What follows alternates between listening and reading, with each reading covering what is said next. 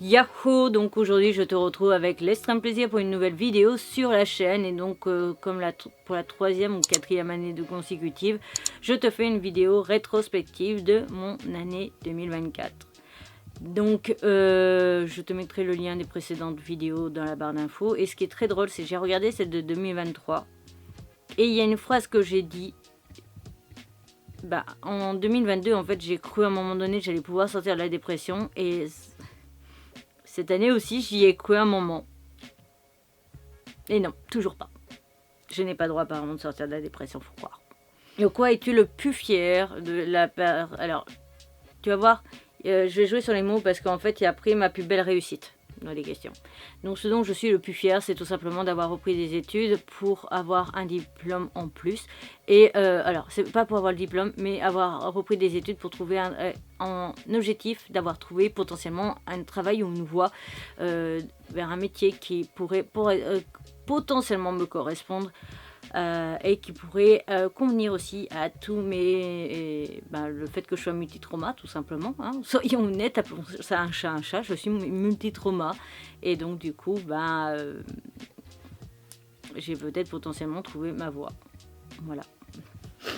Ensuite, 3 mots pour décrire ton année. Je dirais dépassement de soi. Dépassement de soi, surprise et burn-out.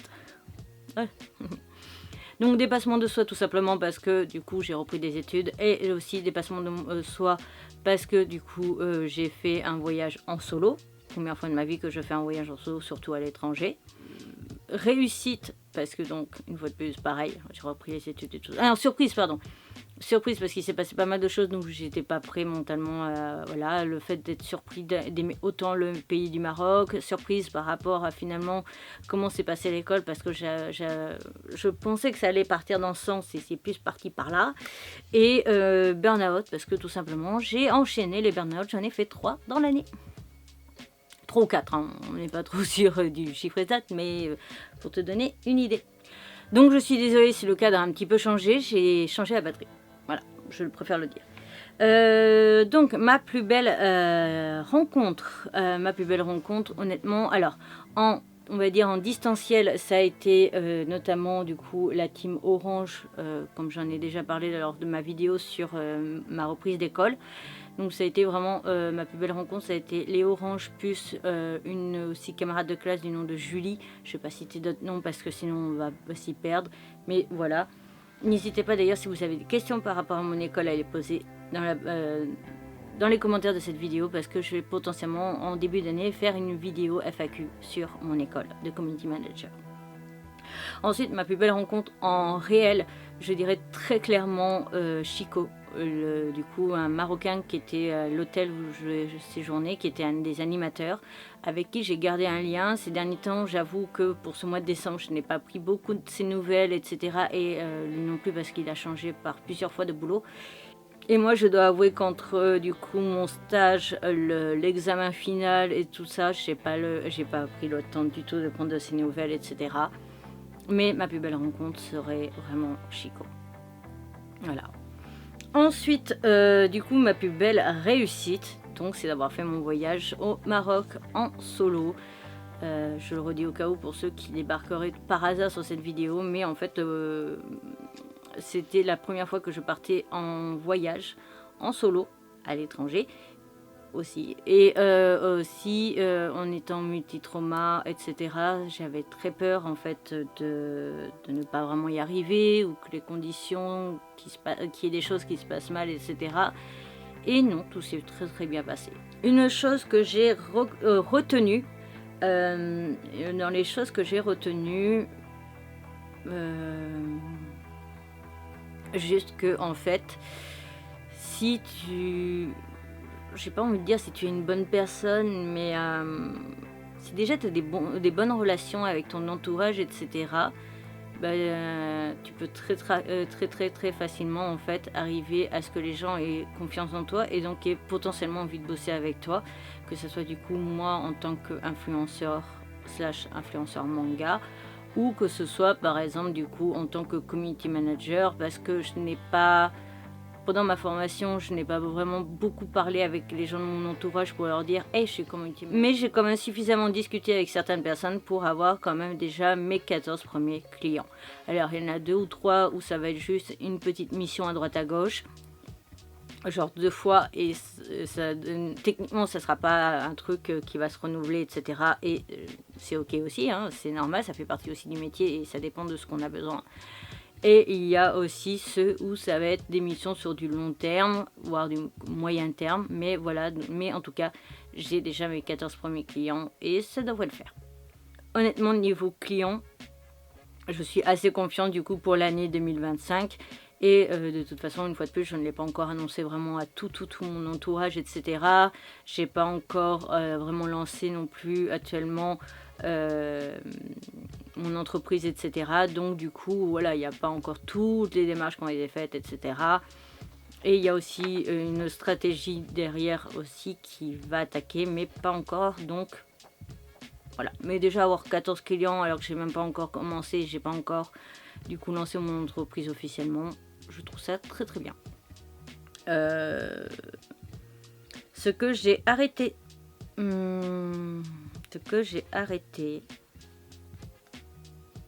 de croire que je pouvais potentiellement m'en sortir. En 2022, donc du coup en regardant ma vidéo de 2023, c'est vrai qu'en 2022 j'avais bien pensé que j'étais sur la bonne voie, etc. Cette année, par 2 fois, ça va monter une fois de plus, mais par 2 fois j'ai cru que j'allais pouvoir sortir potentiellement de la dépression, que j'étais sur le bon truc et tout.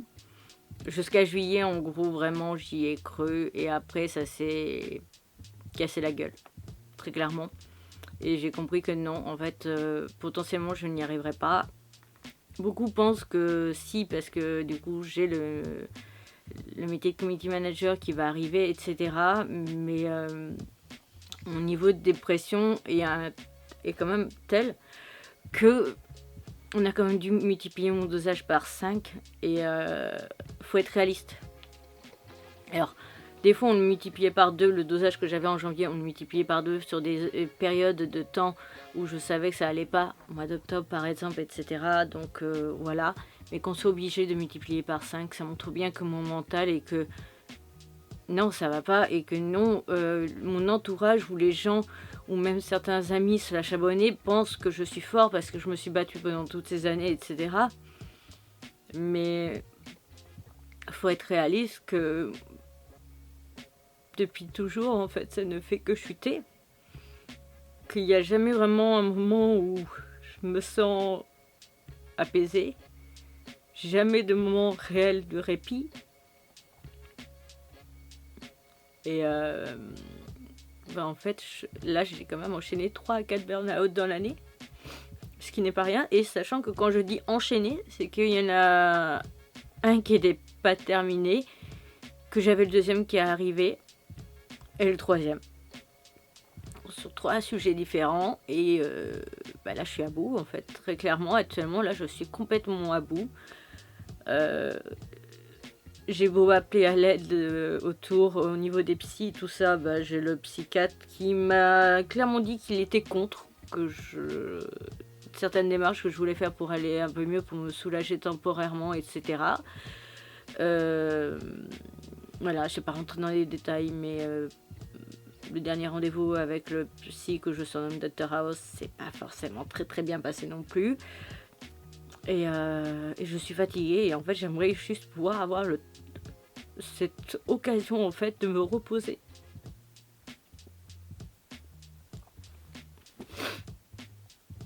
Je vais pas couper cette partie, je vais pas faire semblant ou tout ça, ou à faire une pause et attendre que ça rebaisse, parce que j'ai toujours montré la vérité par rapport à mon hypersensibilité, à tout ce que j'ai vécu et tout ça. Et mon but sur les réseaux, c'est d'être totalement transparent, de ne pas cacher ce genre de passage, parce que pour moi c'est important que vous voyez bien que je me bats depuis des années, ça vous le savez,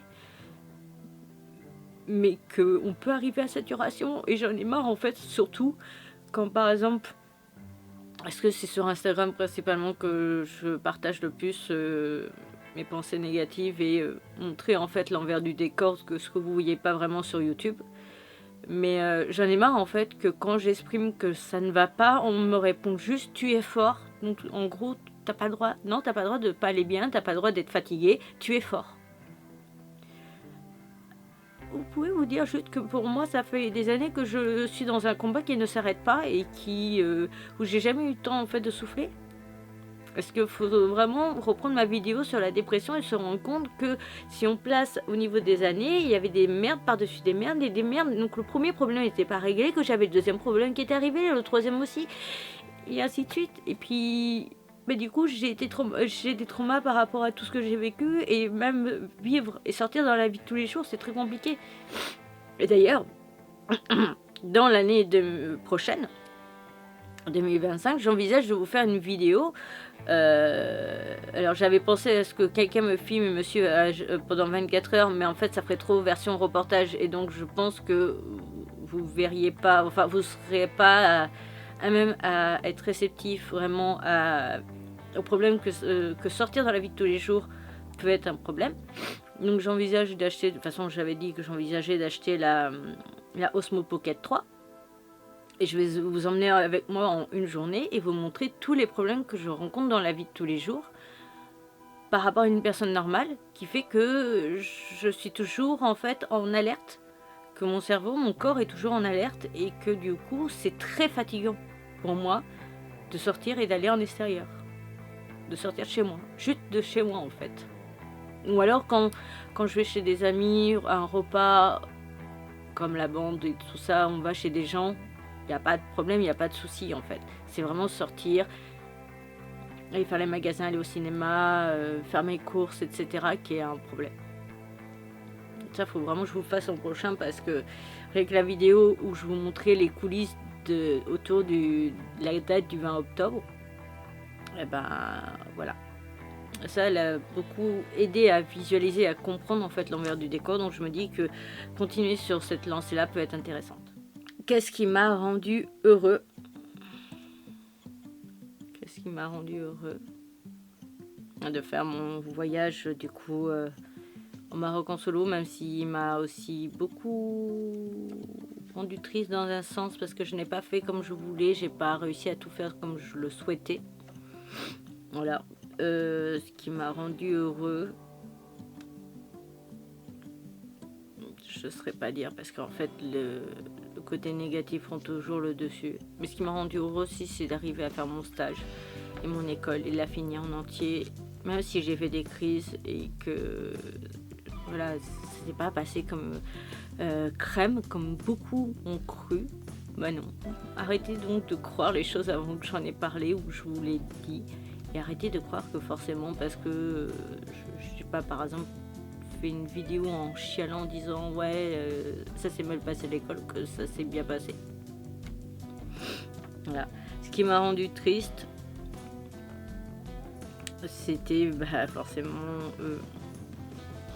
d'avoir potentiellement cru avoir attrapé quelque chose qui allait me sortir de la dépression, une sorte de main. Voilà, on va simuler quelqu'un qui est au-dessus d'une piscine et qui est dehors à la terre ferme et qui tend la main dans l'eau, et toi tu es dans l'eau, donc moi je suis dans l'eau en train de me noyer, et il y a quelqu'un qui est en train de me tendre la main. J'y ai cru cette année, j'ai cru que j'allais peut-être avoir cette chance de sortir de la dépression, mais non. Si, ce qui m'a rendu heureux, si, un petit truc qui est complètement sur le côté, ça me concerne même pas, mais ce qui m'a rendu heureux, c'est de savoir que une de mes meilleures amies, Lily, que j'avais déjà montré sur cette chaîne, une espèce de petit bonbon, en 2019. Lily, du coup, est en couple avec quelqu'un et avec qui ça se passe très bien. Et elle est aussi sur le point, dans pas très longtemps au niveau du nombre de mois, d'être maman. Voilà, et donc ça, je suis très heureuse, parce que je me dis que ça me prouve qu'il y en a d'autres qui...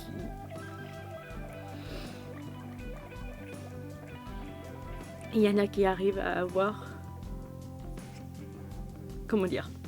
Elle, c'était une des choses qui la maintenait en dépression, parce que c'était une des choses qui était vraiment le plus important pour elle d'avoir dans sa vie, c'était d'être maman. Et elle a réussi. Mais je suis tellement fière pour elle. Donc la dernière question, c'est ce que je vise pour 2025. Ce que je vise pour 2025, faire les retouches de mon tatouage et en même temps de celui-ci, faire finir mon oreille au niveau des piercings, voyager. Il y a 4 voyages de prévus pour cette année. Il y a l'Éternel Paris, hein. Il y en a un autre, c'est en France, et 2 autres, c'est dans des pays étrangers. Voilà. Ce que je vise pour 2025, lancer vraiment ma carrière de community manager et voir où ça me mène. Sans objectif derrière, parce que c'est bon, là, les objectifs, moi, j'arrête d'avoir des objectifs réels, parce que ça sert à rien. Hein, on le voit avec ma vie, je suis un exemple de ça. Ça sert à rien en fait d'espérer quoi que ce soit de réel, de dire ah oui non mais je vais être community manager et puis je vais arriver à atteindre les marques dont je rêve réellement. Non. Non, moi je vise petit. Être community manager, arriver à aider les gens déjà pour qui je vais bosser mes 14 clients, que mes 14 clients soient contents de ce que j'aurais fait pour eux. Je cherche pas plus. Voilà, hein, j'en ai marre de toute façon d'espérer quoi que ce soit, de sortir de la dépression ou quoi que ce soit. On verra ce que ça donne avec Dr House. On verra dans quel état je serai et ce qu'aura fait au niveau amélioration les rendez-vous et les séances avec Dr House, du coup, qui est un psy qui fait de l'EMDR. Je rappelle au cas où, je le surnomme sur les réseaux sociaux Dr House seulement parce qu'il ressemble à l'acteur de Dr House. Voilà. Bref, cette vidéo est à présent terminée. J'ai pas envie de dire, j'espère de tout mon cœur qu'elle t'aura plu parce que très clairement là, faut voir encore une andouille de panda pleurer, voilà. Bref, cette vidéo t'aura potentiellement permis d'ouvrir les yeux sur l'envers du décor aussi d'une personne du coup multitrauma, dépressif, etc. Voilà. Alors je me l'invente pas le multitrauma, hein, n'allez pas encore me sortir des trucs. C'est les psys qui me disent tous ces mots-là, tous ces termes. Voilà. Bref, je te retrouve bientôt pour une nouvelle aventure. Je te retrouve très vite pour une nouvelle vidéo. Je te mets une vidéo en recommandation ici et ici. Ma tête de panda pour t'abonner, mes réseaux sociaux et mon compte Vinted. Et sur ce, à bientôt!